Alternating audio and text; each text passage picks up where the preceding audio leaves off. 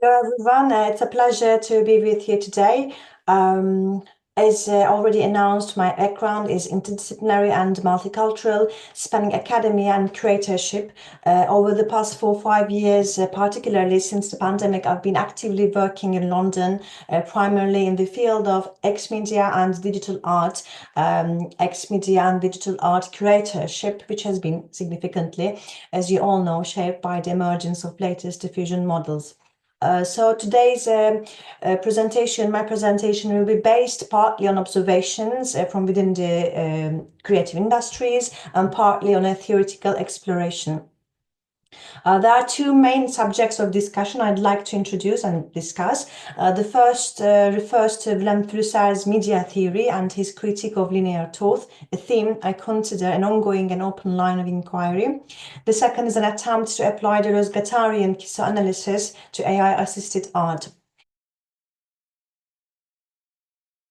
In the late 20th century, Vilém Flusser proposed that technical images, digital and machine-made, represented a rupture as significant as the invention of writing. Writing introduced a linear, sequential framework to human thought. This way, it structured our perception of time, history, and causality. Throughout the history, artistic movements like Cubism resisted this linearity in handmade visual forms, but according to Flusser, it was the emergence of technical images through photography and digital media that truly began to dismantle linear cognition. These new forms facilitated a shift from temporal textual thinking to a more spatial associative mode, reshaping not only how we make art, but how we think. Here, the main idea seems to be that the media doesn't just influence art, it changes cognition. Today, however, we face a paradox. While digital image making initially helped liberate visual thought from the constraints of language, the rise of AI-generated art appears to reverse this trajectory. AI systems like DALL-E or Midjourney rely heavily on textual prompts, particularly at the user end. In other words, we now create images through writing again. Instead of freeing thought from textual, verbal language, we are folding visual creativity back into it. This brings us to a critical epistemological problem. By encoding creativity into written prompts, AI systems impose linguistic categories onto visual production. This textual mediation doesn't just filter creativity, it conditions what counts as creative in the first place.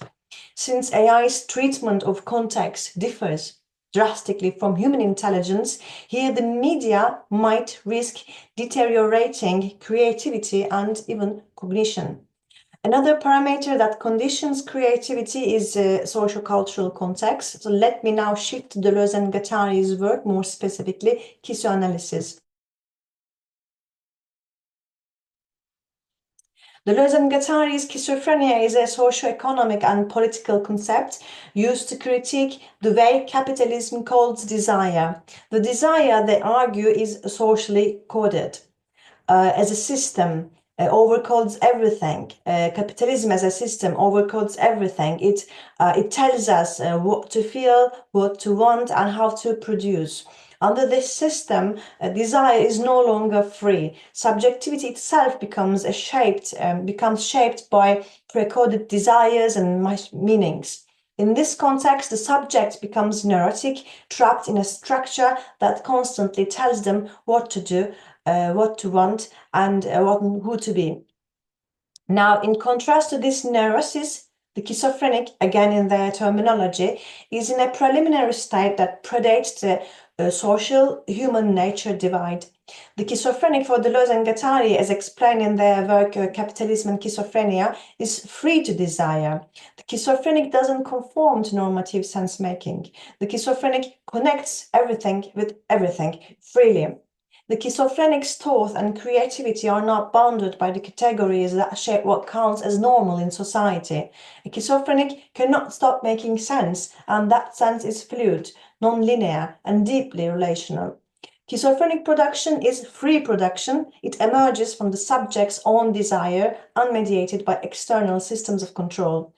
As an alternative to psychoanalysis, they propose schizoanalysis, a method not for interpreting desire, but for releasing it by undoing the codings that repress it. Schizoanalysis connects things rather than explains them. It maps desire as movement and multiplicity rather than pathology. How does this connect to artistic practice? Art operates in the realm of sensation. It creates new perceptions. It forces us to see, to feel, to think differently. In this sense, every work of art either reinforces or challenges the dominant ways we understand the world, what we call normal. Deleuze and Guattarian mention L'Art Brut, though briefly. They treat it as a key example of what they mean by schizophrenic art, schizophrenic production. Art Brut, also called outsider art, refers to works created outside of the institutional art world, often by people who do not even consider themselves artists and who create not for an audience but for themselves. These works are raw, unfiltered, and untrained. They are driven by desire, not by market demands or aesthetic conventions. They resist definitions. Take, for example, are the architectural structures of Richard Greaves. His houses are like rhizomes, sprawling, non-linear, without clear beginning or end. They grow out of themselves, and in doing so, they express a mode of creation that is mad, free from, and even defies prevailing normative overcoding. They question the very grounds on which meaning, desire, production, and normality have been established. Deleuze and Guattarian's philosophy is that of fluidity and becoming, and they suggest becoming mad, becoming schizophrenic as a political and aesthetic strategy to escape the pre-coded structures of meaning and creation, becoming machine, a sense-making machine, a schizophrenic machine. So when we look at AI-generated art from this perspective, we can ask, is AI merely reproducing the dominant codes of desire, or can it be pushed, hacked, deterritorialized to create ruptures, to become a schizophrenic machine, in the Deleuzean sense, a force that unsettles what we think of as normal or possible or desirable? Here I want to briefly consider an AI-based artistic practice, the work of Memo Akten, specifically his project Learning to See. In Learning to See, Akten presents a visual instrument that interrogates how artificial neural networks interpret the world. The system is trained on specific data sets such as flowers, fire, or clouds, and is then presented with real-time video output. That we see in the machine trying to interpret and render the world according to its period training, failing, mutating, projecting. In real time, its perception seems to hallucinate. A hand becomes a flower, a pen becomes a candle. Much like the schizophrenic subject, person in Deleuze and Guattari's work, the neural network in Learning to See is caught in a flux of sense-making that does not resolve into fixed meanings. The system produces images not based on what a thing is, but on what its trained desires, its codings, tell it to see. This mirrors the way that in Deleuze and Guattari's term, desire is not something pure or natural, but is always already coded by a system. In Akten's artwork, we witness this coding process made visible and unstable, because Learning to See also pushes against this coding. By selecting narrow and deliberately stylized training sets, Akten destabilizes the neural network's perception. He introduces what we might call a productive madness into the system, a glitch, a rupture within its coded logic. The network begins to see too much, to make connections where there are none, to hallucinate. It becomes, in this sense, a schizophrenic machine, not broken, but operating on a plane of immanence where everything connects, everything flows. This is extremely different in nature, but deeply resembles the works of Richard Greaves in the sense that they both defy formal constraints and blur distinctions between making and meaning. The neural network, like the schizophrenic, cannot stop making sense, but it does so outside the frame of what is considered reasonable or representationally accurate.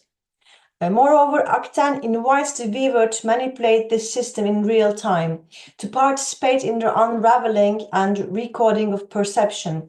In doing so, learning to see becomes not just a critique of machine vision, but a metaphor for human perception itself. It forces us to confront the question how much of what we see is shaped by the systems, cultural, technological, linguistic, that have trained us. In this way, Acten's work can be understood as a schizophrenic instrument, a schizoanalytic instrument. It maps the coded desires of machine learning systems, exposes their limits, and imagines new connections. It destabilizes normalcy. It doesn't present knowledge, but instead it presents a way of knowing, a way of sensing the world that is immanent, relational, and contingent. For Deleuze and Guattari, the world does not consist of absolute essences, fixed identities, or inherent differences that can be fully explained or contained within concepts. Instead, they propose that the world consists of its perceptions, and from the Deleuze and Guattarian perspective, learning to see is a diagram of schizophrenic production, a creative strategy for unsettling the logic of representation and control. AI art occupies a highly paradoxical space. It holds the potential to deterritorialize, to break free from human constraints, producing unconventional content we might never have imagined otherwise.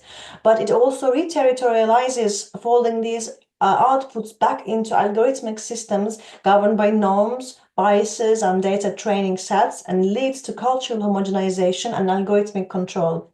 So we must reckon with AI tools' dual nature. On one hand, it enables a new kind of hybrid creativity, an interplay between human input and machine response. On the other hand, it reinforces optimized regimes of control that pose immediate and severe threats to multiplicity, difference, and one might argue even to creativity itself, if we accept that creativity is strictly connected to multiplicity and difference. Thank you.